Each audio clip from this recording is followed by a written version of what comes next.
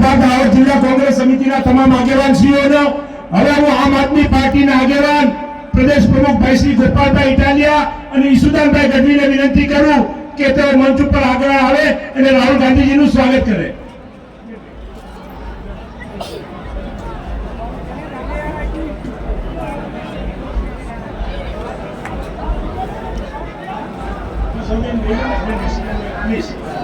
પ્રભાબેન તમે આપી દીધો પ્લીઝ।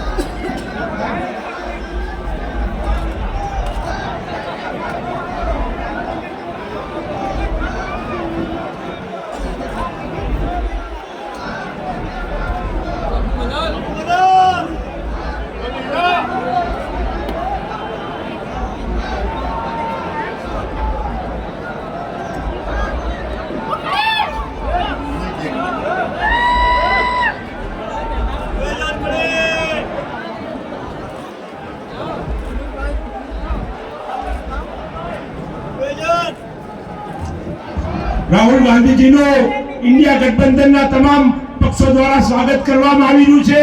આમ આદમી પાર્ટીના નેતાઓ દ્વારા પણ સ્વાગત કરવામાં આવી રહ્યું છે। 5 ન્યાયના હક માટે રાહુલ ગાંધીજીના નેતૃત્વમાં યાત્રા જ્યારે ગુજરાતમાં જાવદમાં પ્રવેશી છે ત્યારે હું આદરણીય રાહુલ ગાંધીજીને વિનંતી કરું કે તેઓ આપ સૌને સભામાં સંબોધન કરે।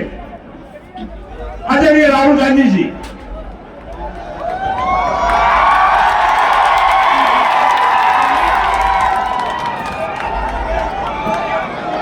मुकुल वासनिक जी, शक्ति सिंह गोयल जी, अमित चावड़ा जी, गोविंद दोतासरा जी, टीकाराम जूली जी, भरत सोलंकी जी, जयराम रमेश जी, स्टेज पे कांग्रेस पार्टी के वरिष्ठ नेता, हमारे प्यारे कार्यकर्ता भाई और बहनों, प्रेस के हमारे मित्रों, सबका यहाँ बहुत बहुत स्वागत। प्रेस के मित्रों कहना पड़ता है मगर ये मित्र का काम तो करते नहीं है। ये मुस्कुरा रहे हैं, इनका जो रिमोट पकड़ते हैं पीछे से वो गरीबों की बात नहीं करने देते। आपने कभी देखा टीवी पे किसान को, मजदूर को, छोटे व्यापारी को, बेरोजगार को कभी देखा टीवी पे? तो हिंदुस्तान में 50% पिछड़ा वर्ग है, जानते हो आप? जानते हो? तकरीबन 8% आदिवासी वर्ग है, 15% दलित वर्ग। कितना हुआ? 50, 15 और 8 कितना हुआ? 73। तो 73% पिछड़े दलित आदिवासी, उसमें हिंदुस्तान में 15% आप माइनॉरिटी जोड़ दीजिए, 90% हो गए। अगर आप हिंदुस्तान के सबसे बड़ी कंपनियों की लिस्ट निकालें, उनके मालिकों के नाम निकालें, उसमें आपको 90% से एक आदमी नहीं मिलेगा, एक नहीं मिलेगा। 3-4% में से नाम निकलेंगे। सीनियर मैनेजमेंट देख लीजिए, हिंदुस्तान की, गुजरात की कोई भी बड़ी कंपनी देखिए, सीनियर मैनेजमेंट को देखिए, जो बड़े बड़े अफसर होते हैं उनके नाम निकालिए, 90% से आपको एक नहीं मिलेगा। मीडिया के कंपनी के मालिक निकालिए, लिस्ट निकाली, मैंने निकाली है, देखनी है तो मैं आपको दिखा दूंगा, उसमें आपको 90% का एक नहीं मिलेगा। हिंदुस्तान के बजट को 90 लोग बांटते हैं। आईएएस अफसर है दिल्ली में, उनकी मैंने लिस्ट निकाली। मैंने कहा चलो देखते हैं हिंदुस्तान के बजट को कौन बांटता है। पिछड़ों की आबादी 50%, 90 अफसरों में से 3 पिछड़े वर्ग के, और छोटी छोटी मंत्रालयों में 3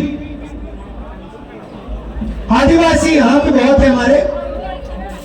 आदिवासी एक अफसर है 90 में से, आपकी आबादी 8%, अफसर एक है। और अगर हिंदुस्तान की सरकार बजट में 100 रुपए खर्च करती है तो दलित, पिछड़े, आदिवासी अफसर 73% 6 रुपए में भागीदारी रखता है। 100 में से 6 रुपए आदिवासी, दलित, पिछड़े वर्ग के अफसर डिसाइड करते हैं, बाकी वही 3-4% डिसाइड करते हैं। आदिवासियों की आबादी 8% है। 100 रुपए अगर हिंदुस्तान की सरकार खर्च करता है, 10 पैसे आप लोगों के अफसर डिसाइड करते हैं। तो मैंने सवाल पूछा, भाई ये 73% है कहां? बड़ी बड़ी कंपनियों में नहीं है, प्राइवेट अस्पतालों की लिस्ट निकालो, मालिकों की लिस्ट निकालो, बड़े बड़े डॉक्टरों की लिस्ट निकालो, अपोलो, एस्कॉर्ट्स, सबके मालिकों की लिस्ट निकालो, सब सीनियर मैनेजमेंट की लिस्ट निकालो, 73% में से आपको एक नहीं मिलेगा, एक नहीं मिलेगा। प्राइवेट कॉलेजेस, यूनिवर्सिटी की लिस्ट निकालो, 73% का वहां पे आपको मालिक एक नहीं मिलेगा। तो मैंने सिर्फ ये कहा कि देखिए, चोट लगती है तो अस्पताल में एक्सरे होता है, पहले डॉक्टर कहता है तुम्हारे हाथ में चोट लगी है, देखते क्या हुआ। तो मैंने सिर्फ ये बात बोली कि देखिए, जाति जनगणना होना चाहिए। इससे क्या होगा, हिंदुस्तान के हर नागरिक को पता लग जाएगा कि हिंदुस्तान का धन किसके हाथ में है। पिछड़ों को पता लग जाएगा कि हमारी आबादी इतनी है और इस देश का इतना धन हमारे हाथ में है। इस देश की संस्थाओं में हमारे ये लोग हैं। बजट बढ़ता है तो हमारी इतनी भागीदारी बनती है। दलितों को पता लग जाएगा, गरीब जनरल कास्ट को भी पता लग जाएगा आप कितने हो और आपकी भागीदारी कितनी। जिस दिन मैंने ये कहा उस दिन नरेंद्र मोदी कहते हैं कि हिंदुस्तान में कोई जाति नहीं है। अच्छा, अगर हिंदुस्तान में कोई जाति है तो आप अपने आप को ओबीसी कैसे कह रहे हो?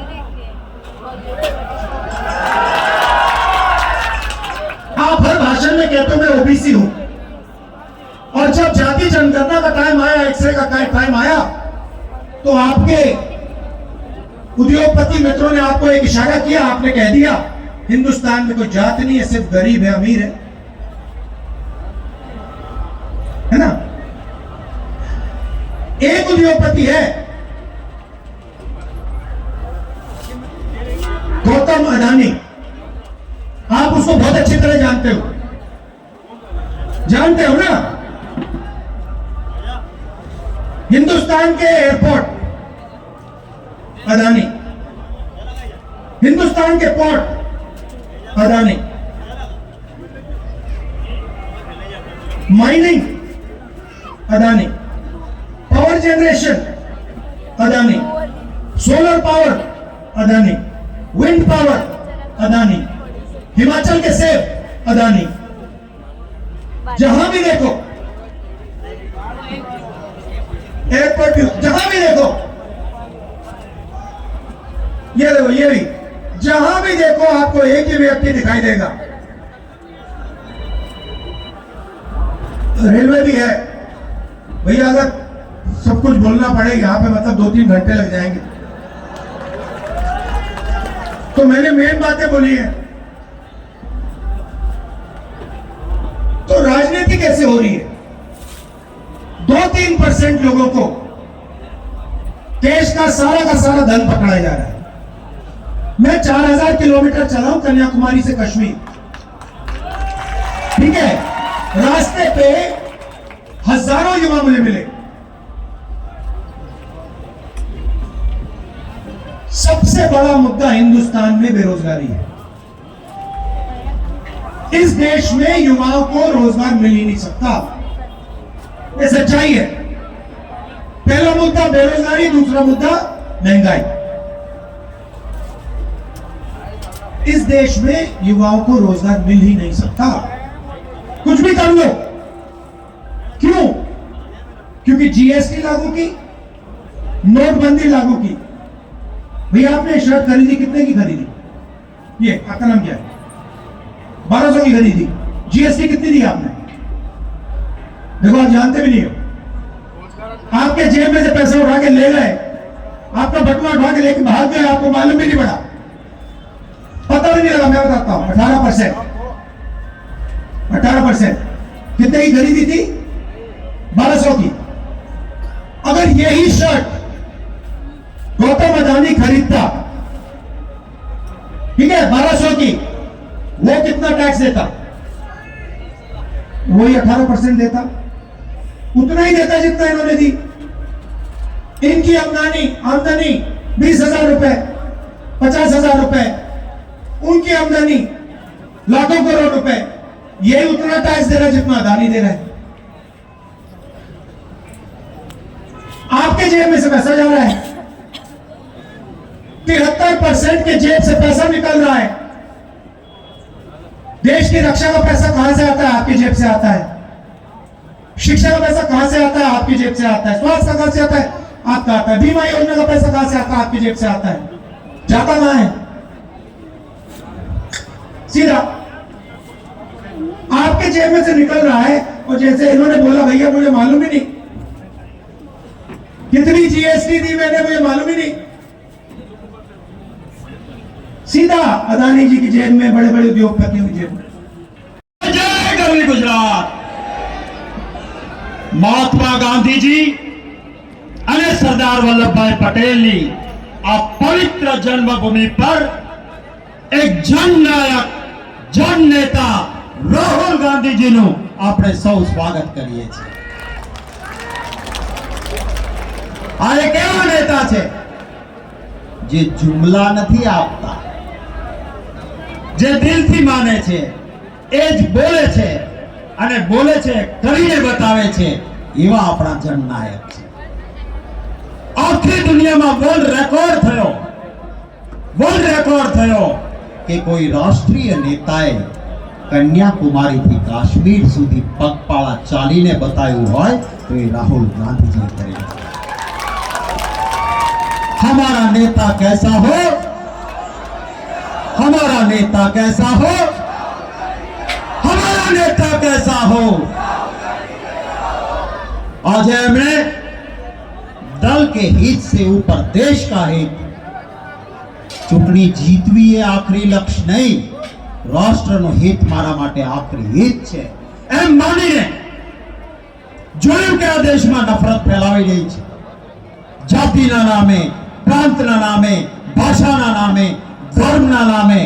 ત્યારે એક નેતા એવા નીકળ્યા કે એને કહ્યું કે આ બધાથી ઉપર ઉઠીને વતન કહ્યું કે આ વતનમાં આપણા મારે એ સંદેશ દેવો છે कि मजहब नहीं सिखाता आपस में बैर रखना, हिंदी है हम, वतन है, जोर से वतन है हिंदुस्तान हमारा। तो राहुल गांधी जी अपनी वच्चे आव्या छे, एमडी ने अपनी वच्चे लांबो रहेवुं नथी।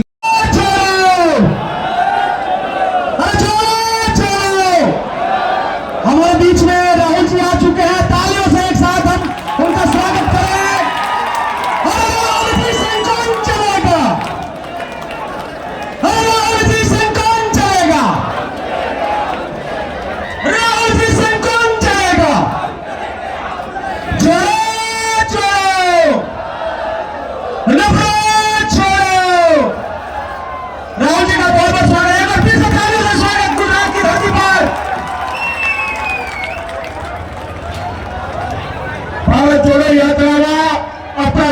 नेता आदरणीय राहुल गांधी जी अपनी वच्चे उपस्थित થઈ ચૂક્યા છે। સમગ્ર ગુજરાત રાજ્યનું નેતૃત્વ આપણી વચ્ચે ઉપસ્થિત થઈ ચૂક્યું છે। મણિનગરથી મુંબઈ સુધીની ભારત જોડો પદયાત્રા, ભારત જોડો ન્યાય યાત્રા આજે જ્યારે ગુજરાત રાજ્યમાં પ્રવેશી છે ત્યારે ગુજરાત રાજ્યના આદરણીય રાહુલ ગાંધીજીનો આપણે સ્વાગત કરીએ છીએ. આજના આપણા કાર્યક્રમને આગળ વધારવા માટે હું સૌપ્રથમ ગુજરાત પ્રદેશ કોંગ્રેસ સમિતિના પૂર્વ અધ્યક્ષ અને ગુજરાત વિધાનસભામાં કોંગ્રેસ પક્ષના નેતા ભાઈ શ્રી અમિતભાઈ ચાવડાને વિનંતી કરું કે આજના પ્રસંગ માટે સ્વાગત પ્રવચન કરે.